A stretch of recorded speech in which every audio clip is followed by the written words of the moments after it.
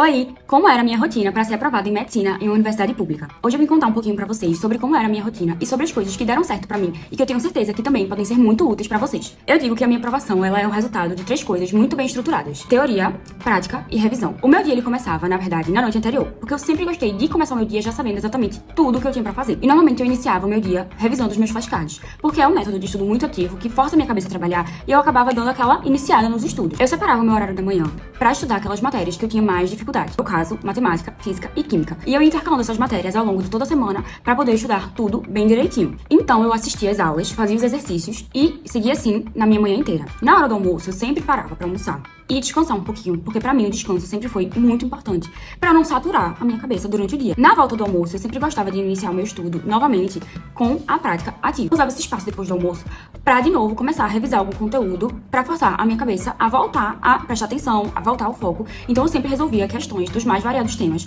não necessariamente só de um assunto ou só de uma matéria, mas eu sempre deixava esse horário 100% reservado para resolver questão e revisar os conteúdos que eu ia vendo ao longo da semana. Quando eu terminava essas questões e corrigia muito bem, porque a correção das questões era um passo indispensável na minha rotina, tanto das questões que eu fazia ao longo da semana, eu seguia dando prioridade às matérias que eu tinha mais facilidade. Então a área de humanas, a área de linguagens, redação e biologia eram sempre que eu estudava durante a tarde. Sempre naquele modelo, assistindo a aula, resolvendo os exercícios. E nos meus finais de semana, eu sempre tinha um dia livre e no outro dia, normalmente no domingo à tarde, no mesmo horário do Enem, eu sempre resolvia simulados, que sem dúvida alguma foi o que mais me ajudou. Fazer simulados e corrigir muito bem, treinar questões, treinar o tempo de prova, tudo isso é essencial. A maior dica que eu posso dar é: busque uma plataforma que tenha tudo, que você entre lá e você tenha segurança de que nada vai te faltar. Eu usava o estudo.com porque tudo que eu citei ao longo desse vídeo tinha lá. Era muito prático, era muito didática, a plataforma era super fácil de usar, inclusive tinha inteligência artificial, o que me auxiliou demais ao longo desse processo e sem dúvida alguma foi muito importante para que eu fosse aprovada. Esse foi um breve resumo de como foi a rotina que me levou a ser aprovada. Eu espero que as minhas dicas tenham sido úteis para vocês. Embora que garantir a nossa vaga na federal não é impossível, se eu conseguir, vocês também conseguem.